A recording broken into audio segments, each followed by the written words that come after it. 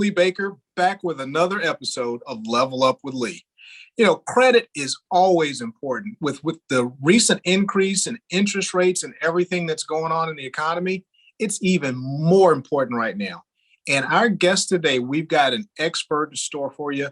Luis Rosa, an enrolled agent and certified financial planner, is really going to bring the heat as we talk about credit today. Luis, welcome to Level Up with Lee. Thank you very much, Lisa. Honor and a pleasure. Absolutely, man. So listen, take a minute. I've gotten to know you through the years, and we might share some stories about, beverages or po' boy sandwiches and that kind of thing at some point. But tell our viewers a little bit about you, man. Yeah, thank you. Now you got me hungry thinking about those po' boys in New Orleans. Absolutely. Yeah, great memories. So my name is Luis Rosa. I was born in the Dominican Republic. For those of you that don't know, it's a small island in the Caribbean, which is actually shares the island with Haiti. So it's two countries in one island. So pretty unique. And I came to the United States when I was age 11, lived in New York City for most of my adult life, and then moved to actually Las Vegas for 5 years, if you could believe it. And then now I'm living in California. And okay. I've been in the financial planning and investment management industry for slightly over 21 years now. I'm currently the owner of my own firm called Build a Better Financial Future. And I'm also the host of the On My Way to Wealth podcast. Gotcha. Nice. I like that. We're going to have to touch on that podcast here in a little bit. So, but as it relates to credit, let's dive right in. I know it may seem obvious to people, but tell us why some of the reasons that credit is really so important. Yeah, that's a great question, Lee. Most of us will not have enough money to purchase the large ticket items that we want in our lives, like a car or a house. Or even if you do, you may not want to spend that kind of money of your own pocket, right? So the only other way to do so is by financing it. And in order to do so, you need to show some sort of history to the entity that's going to lend you that money to finance your endeavors, that you've made good payments and that you're a reliable person that you can be counted on to make payments back, right? So one of the things we need to do is create and establish a credit history during our lives so that we can then show others that we are in fact reliable. And then you can go ahead and apply for that mortgage, that car loan, even student loans and things of that sort. If you are like a parent and you need to finance your kid's education, a lot of those things involve having a good credit history. Gotcha. Good deal. So we talk about credit history, you hear credit report, credit scores. So if we're talking about being able to do some of those things you just mentioned, getting a mortgage, getting a car loan, those kind of things, what should our viewers shoot for? What kind of number, what's a good number? Yeah. So right now there are 3 credit bureaus. So you need to get familiarized with the fact that it's Experian, Equifax, and TransUnion. They all have similar methods of how they calculate the credit scores. The highest number is an 850, and they usually consider good credit anywhere between 670 to about 739 is what they consider a good score. Anything below that could be fair, and way below, like in the 500s, is going to be just pretty bad. So the higher your score, the better. So you want to shoot for somewhere, at least my recommendation is if you can get into the 700s, even if it's the low 700s, for the most part, you're going to get good terms on the financing that you're applying for. One thing that I want to tell people is that don't confuse credit with debt. I think that's a mistake that a lot of people make, where they're automatically thinking, I don't want to get any credit because I don't want to go into debt. And the truth is, you can have credit, which, yes, it does give you access to debt, but if you use it smartly, you can still basically play the game, right? And not carry a balance, not be paying interest, and still using your credit cards responsibly so that you are continuing to build that credit history anyway and use it to your favor. Okay. I like the way you pointed that out, making that distinction between debt and credit. Good credit means you've got access to debt when you want to use it to your benefit. So I like that. That's one of those nuggets I think we want to take away. Now, I seem to remember reading a post or maybe watching a clip, and you talked about something called a unicorn. Now, we're not talking about the little thing that's got the horn sticking out of the head that's multicolored, but tell us about this unicorn that I've heard about before. Yeah, I've always heard of the credit score, the perfect credit score, 850. And I had never seen anybody who actually had it. People that got close. I used to do mortgages back in the day when I was in New York. And I remember I used to run a lot of credit reports to process people's applications for loans and refinancing and purchasing homes. And I remember seeing some people in the 800s, and I was like, whoa, like this person cracked 800. And the 850 is the score that is the absolute best, right? The 100% perfect credit score, which is super high, very hard to attain. I believe less than 1% of the population actually has it. Now, I put a post about it because I ended up getting a notification from one of the credit bureaus that I was in that 1% club, right? Nice. I know a unicorn. Yeah, Yes. so I was super excited about that because it's been, 25 years in the making. This was not easy. So I shared a few tips of what I learned throughout the years as far as like how you can obtain it.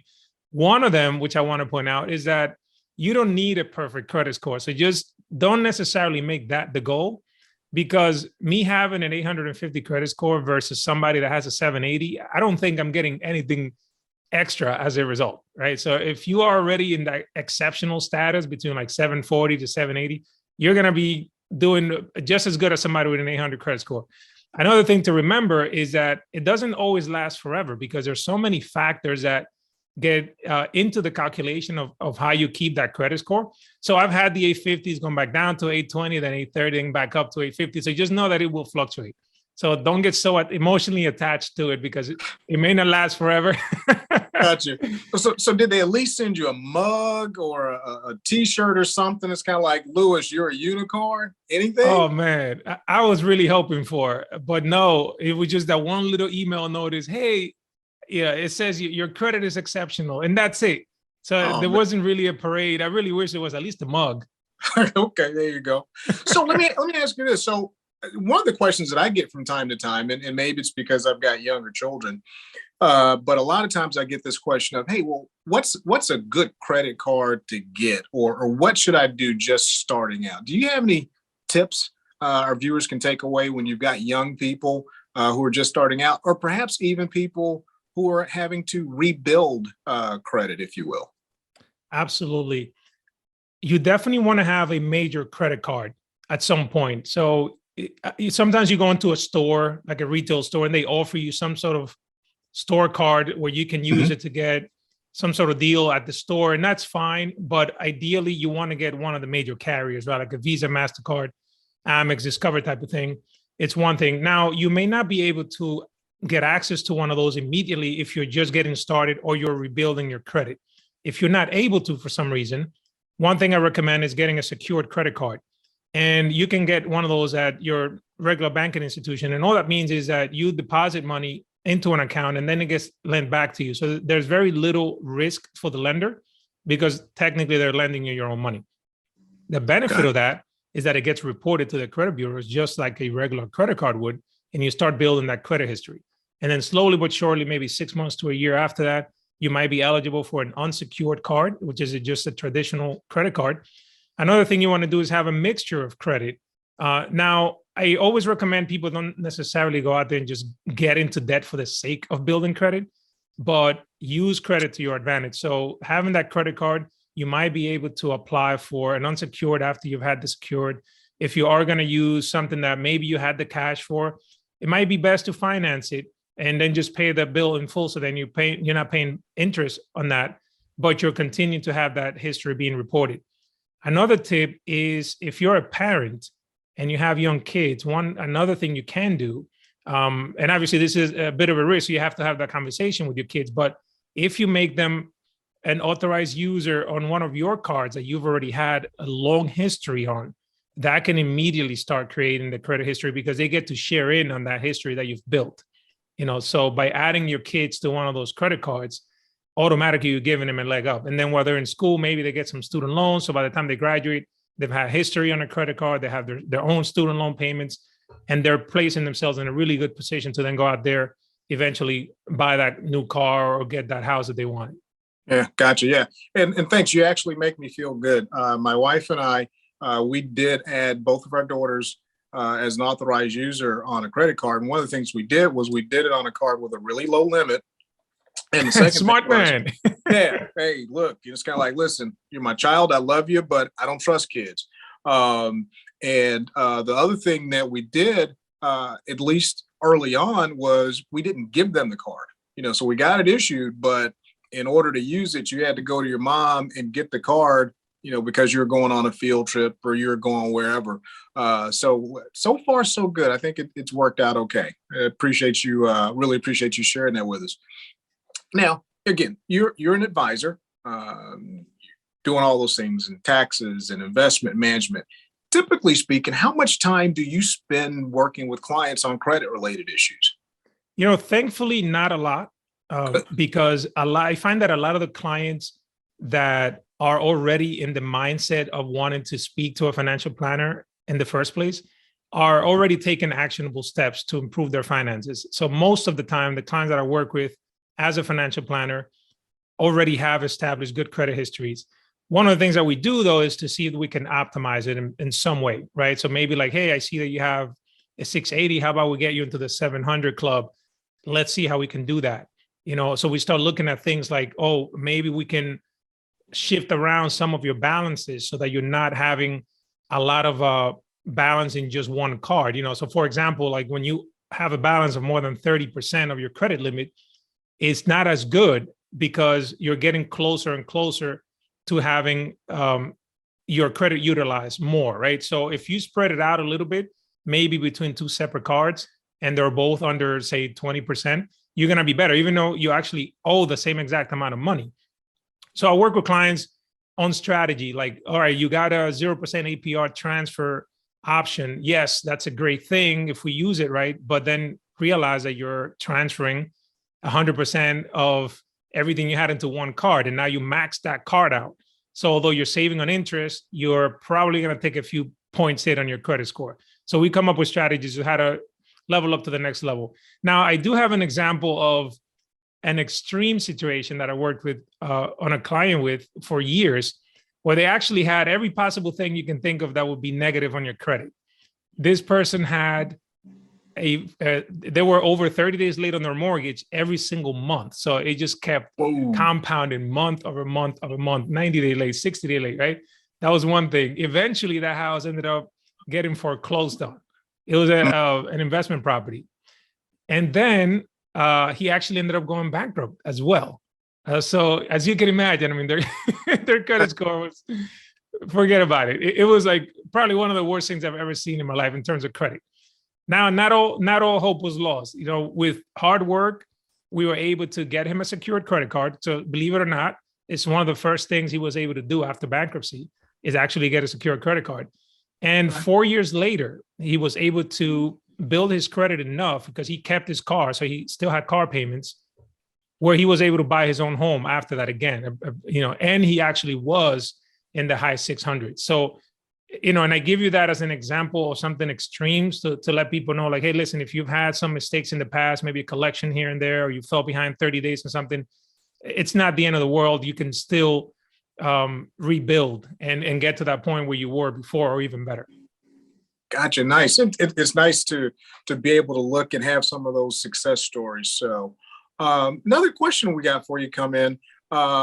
Sometimes nowadays, it seems like most of the credit card companies will show you your credit card, your credit score on your credit card statement. But it seems to vary a lot, so Discover might have one number and Visa might have another number and American Express has got yet another number. Why is that? Why don't they all have more or less the same number? What are some of the reasons that might happen? Yeah, that's a great question. There are so many different credit score models out there that a lot of the times the one that you're being shown is not necessarily the one that a lender would use.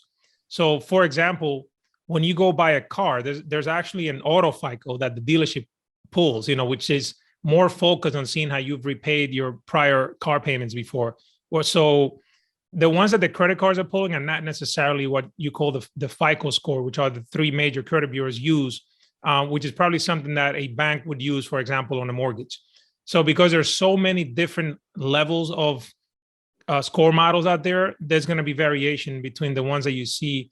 So I wouldn't necessarily rely 100% on the score that you're being provided by your credit card issuer, because it may not actually be the actual FICO score that a lender that you might be considering going with will use.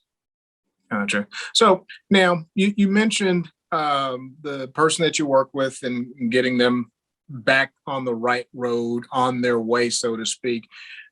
If we're looking at credit, what's the one biggest thing that somebody could do to help improve their credit situation? Yeah, payment history by far is the largest, is 35% of the formula.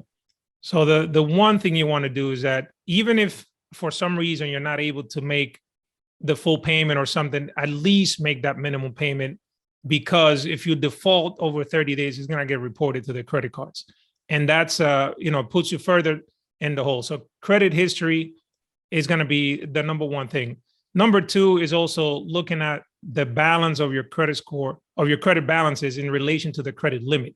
So sometimes it's a good thing to have high credit limits out there because your credit utilization ratio, which is basically dividing what you owe versus what you have available, is super low. So like going back to that whole unicorn thing, when I got that notification, I had less than 1% credit utilization because in my case, I actually don't carry any single balance. So I only buy what I could afford, right? So every single month, I just, and then here's another thing. I use a credit card that provides me with rewards, right? And that could be a great tool. It can also be a dangerous tool because a lot of people then start chasing points and then they just end up charging and charging and charging. And then the other thing that happens is their checking accounts looking pretty big because they're not making any payments to things that they normally would have from their debit. And that could get somebody into trouble because they can end up racking up a whole bunch of debt on the credit card and then using the cash that they were supposed to keep on the side to pay that credit card, right? So I don't carry a balance. I use a rewards point credit card every single month. I actually don't wait to the end of the month. So this is another tip. I don't wait to the end of the month. I log into my credit card probably twice a week. Okay. And I make sure that I pay that balance off every single week so that I don't have this huge bill at the end, because I'm also cautious of how it's going to get reported at the end of the month. If I run $5,000 a month into a card and the limit is $6,000, I'm going to be pretty maxed out, and that bye unicorn because my credit utilization ratio just went up, right? So it's something that's to be managed. Gotcha. Cool. So let me ask you this now. We mentioned, you're working with some clients and he had some struggles and then took some steps and got him to a 680. So he's on his way. But it seems to me that there might be an interesting backstory to your podcast, On My Way to Wealth. Tell us a little bit about that. And is there an interesting backstory to the name of your podcast? Yeah, I realized a while back when I first got into the industry that for the most part, when I was looking at the structure of how advisors work with clients, what I learned was that the relationship started from an investment standpoint where somebody had X amount of dollars to invest. Then they reached out to an investment advisor, financial planner, and so on, who would then help them manage that money. And as a result, they ended up getting access to financial advice. But then I realized that a lot of people, like my peers, were missing out completely on working with a financial planner because, we were graduating college. We didn't have money to invest. We probably were just getting started with our first real jobs. Maybe we had enough to put into a 401k, for example, but we didn't have this lump sum of money to just go to an investment manager and be like, hey, here you go. Can you help me out? So yeah, it kind of just hit me. I was like, what are some of the things that we deal with on our way to wealth? While we're getting there, right? While we gather those assets, we're buying homes, we're having kids. We are probably, I deal with my clients, people that are the first of many, people, the first to graduate college in their house, the first ones to have a job with a 401k, the first ones getting life insurance policy. Like even my parents, they never even owned a car, never had life insurance. My parents got credit cards at their old age after we were able to learn about them and say, hey, you guys should benefit. Because I remember like my parents were paying all their bills locally at the check cashing place and paying a fee for it. And I was like, look, you should get a checking account and actually write a check to the electric company, right? Because you're going to save that $4 fee at the check cashing place, things like that, right? They weren't able to teach us. So that's kind of like where it came from, was like, what is everything that we encounter on our way to wealth, right? We need life insurance, we're buying homes, raising kids. So it just kind of grew from there. And I named it that way. And similar to the name of my firm, which is Build a Better Financial Future. It's like, what can we do to help close that wealth gap in generations? Because that's another thing I noticed growing up is that not a lot of people got any transfer of wealth. The most success I saw growing up in my household was when my grandfather died and he left enough money to pay for his funeral. Wow. And this was like before GoFundMe and all that. This was like, wow, he actually didn't leave anybody in debt. That was like the best thing, right? Right. That's Right. it. He left enough money to pay for his own funeral, and that was like the measure of success. And I was like, we got to do something different.